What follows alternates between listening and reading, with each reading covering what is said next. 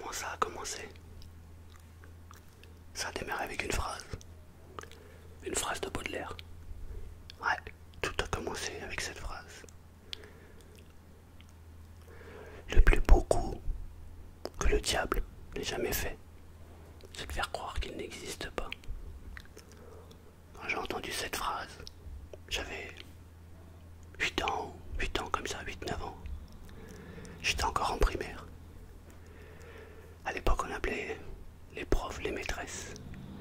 Et moi, j'avais la directrice des maîtresses, hyper sévère. Elle aimait bien la lecture. Quand elle a lu cette phrase, ça m'a fait tilt. Je me suis dit, finalement, la plus belle façon de ramasser de l'argent, c'est que les gens te donnent l'argent en ayant l'impression qu'ils font une bonne action. Leur faire croire que ce qu'ils font, c'est bien. Ça m'a marqué. Cette phrase m'a marqué. On peut se tutoyer? J'aime pas vous voyez. Ouais, ok. Dis-moi, comme tu veux que je te raconte le démarrage, tu peux me faire un café au moins? Hein? Ça va être long. Super, merci. Alors tu veux savoir quoi? Du début. Pourquoi et comment ça a démarré? Ok. Tu sais, moi je viens d'un milieu modeste. On était 8 à la maison. Il n'y a que mon père qui travaillait. Ma mère travaillait pas. Alors, tu vois, du 1er au 5 du mois, c'était la fête de l'estomac. On achetait tout ce qu'on voulait, on mangeait comme des porcs. Seulement, les 20 jours qui restaient, tu vois, on posait les dentiers sur l'étagère et elle attendait que la fin du mois arrive. Mais elle était longue à arriver cette fin du mois. Alors à la maison, ça râlait tout le temps. Mon père s'était mis à boire. Ma mère l'accompagnait aussi. Et puis nous, bah, on devait se démerder comme on pouvait. Mais quand t'as pas d'argent dans ce putain de monde, tu peux rien faire. Rien. Merci. C'est gentil. Merci beaucoup. Alors, malgré que j'avais 8 ans, je me disais qu'il y avait bien moyen de gagner un peu de sous. Et là, il est arrivé un truc incroyable qui a changé ma vie. Quand je dis changer, je sais pas. Parce qu'en réalité, je pense que j'aurais fait ce que j'ai fait de toute manière. Moi, je crois que le destin, il est déjà tracé. Et qu'après, il y a des petits chemins, on peut s'égarer de temps en temps, mais le destin, il le rappelle toujours. Moi, je suis né pour être ce que je suis. Je suis pas rentré dans la politique par hasard. C'est le destin qui m'a fait rentrer dedans. Mais revenons à mes débuts.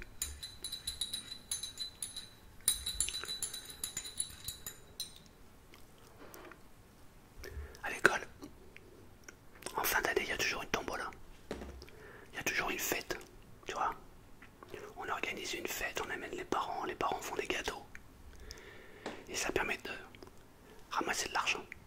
Et cet argent va permettre de faire des trucs pendant tout le long de l'année. Faire des petites sorties, etc. Et alors, en classe, la maîtresse, une sacrée celle-là, elle nous a donné des tickets de tombola qu'on devait aller vendre en porte-à-porte. Et c'est comme ça que tout a démarré pour moi. J'ai pris les tickets de tombola et j'étais avec mon pote, Hassan, c'est mon ami d'enfance. On devait aller les vendre en porte-à-porte, les tickets. Alors on est sorti des cours.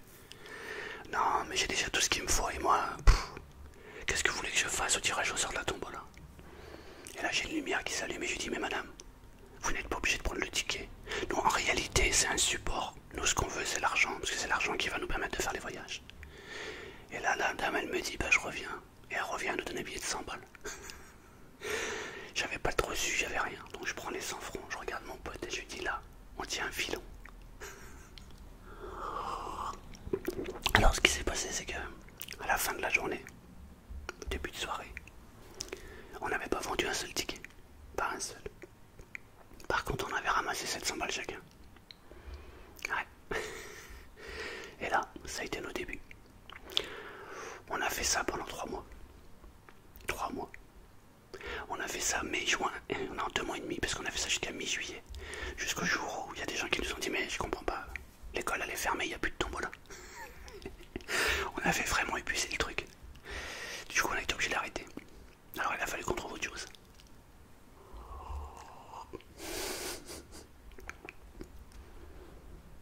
Ouais. Mais c'était sympa parce que on a gagné pas mal d'oseille. Et ça rendait les gens heureux, parce que les gens se disaient qu'ils faisaient une bonne action. Ils allaient aider les gamins. Ce qu'ils savaient pas, c'est que c'était nous deux les gamins qu'ils allaient aider. Mais bon, dans leur esprit, on les aidait. On libérait leur conscience.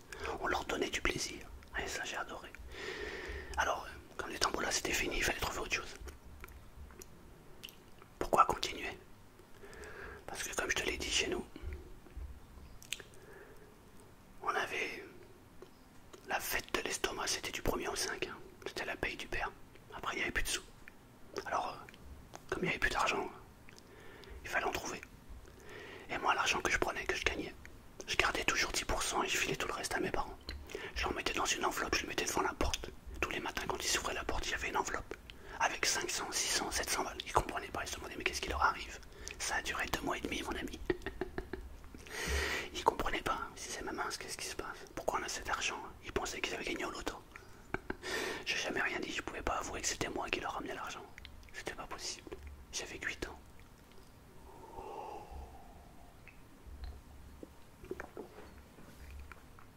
Et alors, j'étais toujours avec mon pote Hassan. Et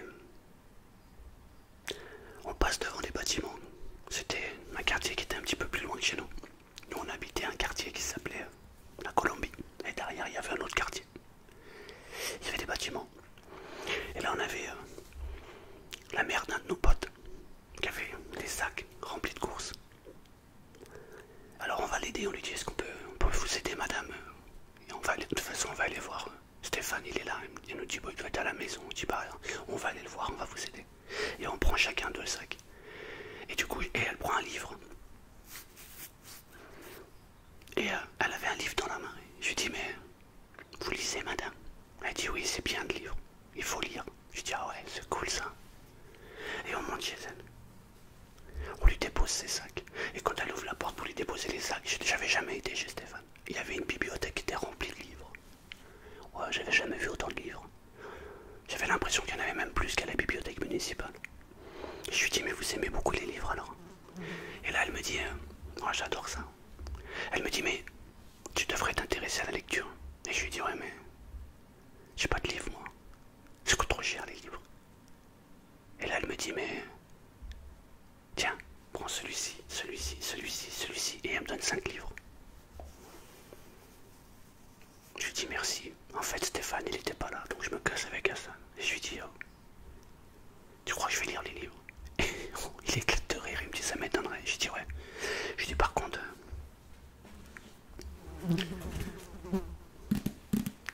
on va gagner de l'argent. Vous comprenez pas? Quand j'ai vu ces livres, je me suis dit, là,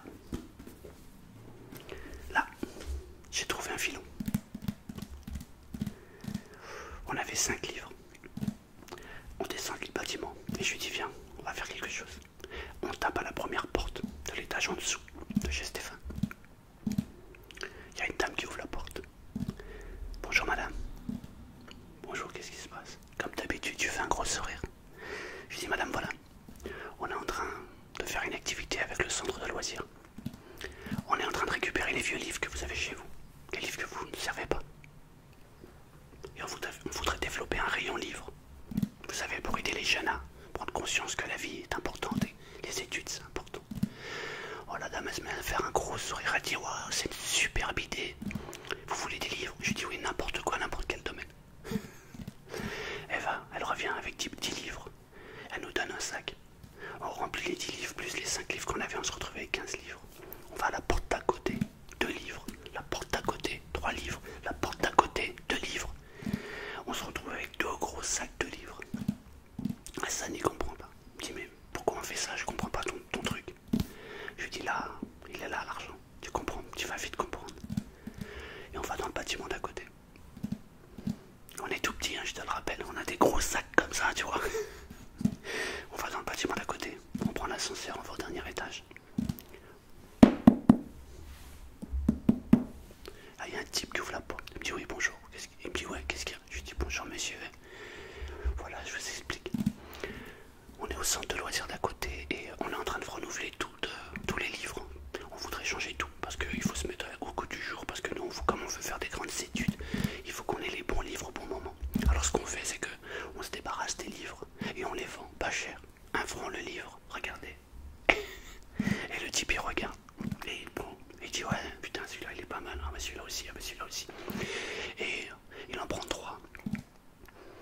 dit, mais vous savez, plus vous donnez d'argent et plus ça va nous aider.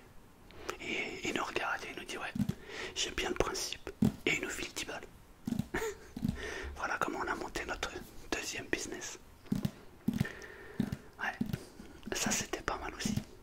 Le problème c'est que au bout du 4e jour, on avait de l'argent mais on avait mal au dos. C'est lourd les livres, c'est très lourd. Et là il s'est passé un truc. Ma mère, une bonne maman, elle nous a acheté un jeu. Je sais pas si tu connais ce jeu, si tu connais. Elle nous a acheté le jeu du Mikado. Tu vois, avec ce jeu-là,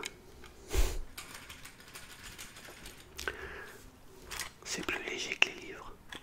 Pourquoi s'emmerder avec des livres quand on peut faire plus simple? J'ai fait 2-3 parties avec mes frères et sœurs.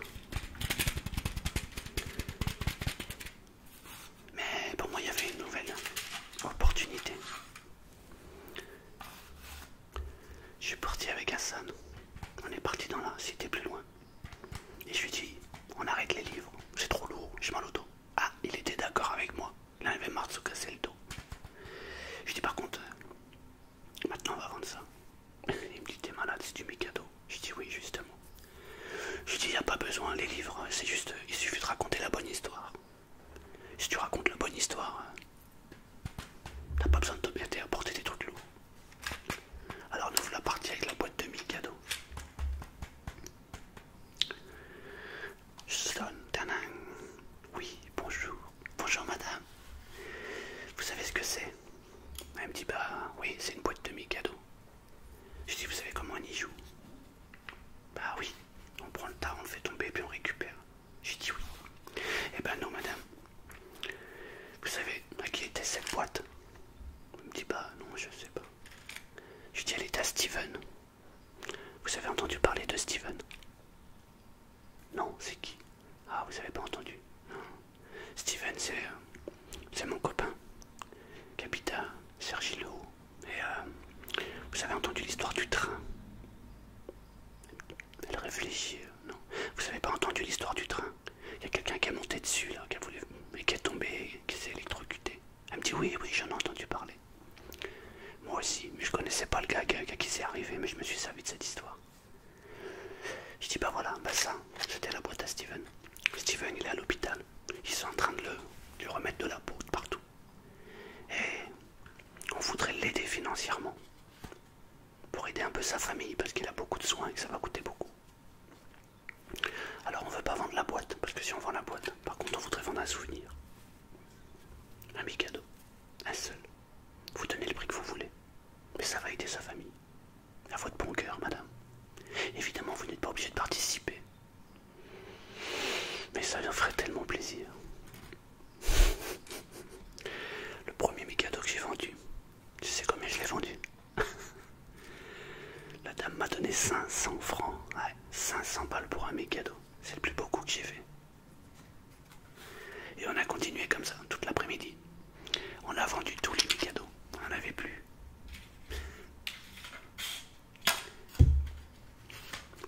Je suis rentré à la maison et j'en ai racheté une boîte, sinon je me serais fait tuer. Donc j'ai remplacé la boîte. Mais ce jour-là, on a fait la plus belle journée qu'on avait jamais faite. On a ramassé 4000 francs en une journée. 4000 francs. Je sais pas si tu t'imagines. Tu t'imagines, hein? Eh ben oui. C'est pratiquement le salaire complet d'un mois. J'avais à peine 9 ans à cette époque-là. 9 ans. J'ai ramené une paye. Je comprends bien que ça m'a incité à continuer. Ouais. Les Mikado. Ouais, j'ai continué un petit moment. Puis après ça m'a saoulé parce que les gens, évidemment, ont compris que c'était pas tout à fait là. Enfin, on avait pratiquement fait tout le quartier, donc alors il aurait fallu qu'on aille beaucoup plus loin. On a arrêté avec les Mikado. Mais j'ai continué ce truc-là un petit moment. Hein. Quand je me suis retrouvé en panne d'oseille, je le faisais, mais cette fois-ci je le faisais avec des allumettes. Au lieu de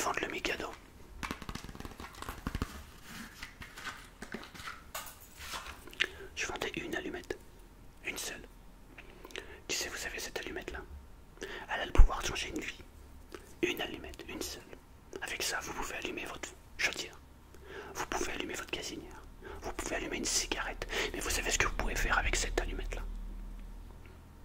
Vous pouvez aider une famille dans le besoin. Vous connaissez la famille Rodriguez, ceux qui sont emménagés, qui sont en train de se retrouver, vous les connaissez pas? La famille Rodriguez ont eu des gros problèmes, le père est malade, ouais, il a chopé un cancer. Et du coup la mère, évidemment, elle n'y arrive plus, elle est en train de perdre la tête. Et ils ont 5 enfants et ils se retrouvent tout seuls. Du coup, cette petite allumette, c'est la seule chose qu'ils avaient, qu'il leur reste. Alors on vend cette petite allumette pour pouvoir les aider financièrement. Grâce à cette allumette-là, à chaque fois que vous donnez de l'argent, ils mangent. Et on va peut-être réussir à sauver la mère de la folie. Alors à votre bon cœur, madame, à votre bon cœur, monsieur, donnez ce que vous voulez, mais donnez quelque chose. Je vous en supplie pour eux. Voilà.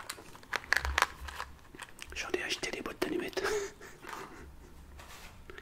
J'en ai acheté beaucoup. C'était pas mal. On a gagné pas mal d'oseille avec ça. Mais on l'a fait avec plein de supports. Je l'ai même fait avec des cartes. Ouais. La même chose, on racontait la même chose, sauf que au lieu de donner une boîte d'allumettes, on vendait une carte. Tu sais, voilà, vous voyez cette carte. Vous pourrez l'encadrer. Parce que cette carte a le pouvoir de changer la vie de la famille Rodriguez. Ah non, je les connais pas. Non, j'avais donné un nom comme ça, je sais pas qui c'est les Rodriguez, je sais même pas s'ils existent. Ben non. Jamais entendu parler. Mais à cette époque-là, ça a été le début pour moi. Alors on s'est intéressé à plus gros, et toujours plus gros, forcément. Quand t'as de l'argent qui tombe si facilement, bah, tu vas toujours plus haut. Œil rouge. Non, c'était pas à cette époque-là. Non, c'était beaucoup plus tard. Ça, c'était en Roumanie. Quand j'ai travaillé avec les filles. Mais entre deux, j'en ai fait d'autres, évidemment. J'ai fait plein de choses. Mais, comme ça va être une longue histoire, eh ben,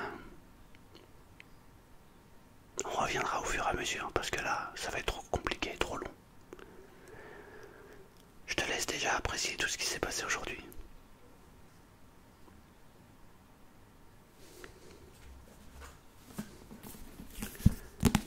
Tu vois, quand tu lis ces livres-là, les Zola, tu te retrouves plongé dans la misère. Tu sais ce que c'est que la misère. Et tu te dis un truc. C'est pas ce que j'ai envie de vivre. Non, moi, j'aime l'oseille. J'ai envie de vivre une vie d'étoile, tu vois. J'ai envie d'être l'étoile. C'est ça la vraie vie. La vie, c'est pas la galère. Alors, comme je te le disais, on a tous notre destin qui est tracé. J'ai voulu sortir de temps en temps, de sortir de là et prendre un chemin honnête. Mais la vie, elle te rappelle toujours à l'ordre. Si ton destin il est tracé pour être qui tu es, tu seras qui tu es, quoi qu'il arrive. Je me suis lancé dans la politique. Ouais. J'ai fait de la politique. Ouais. Je l'ai pas fait par conviction, non. Je l'ai fait parce que c'est la suite logique à mon ascension. Tous les plus gros escrocs sont en politique. C'est la seule raison qui m'a poussé à faire de la politique. Gagner de l'argent de manière honnête. Enfin, rappelle-toi de ceci. Le plus beau coup que le diable ait fait, c'est de faire croire qu'il n'existe pas. Et ben moi je rajoute que la plus belle façon d'arnaquer les gens, c'est de leur faire croire qu'ils en sont les seuls responsables. Mais si tu peux en plus rajouter dedans le fait que ce que tu leur fais, c'est pour leur bien, de tout gagner. Voilà, tout gagner. La suite,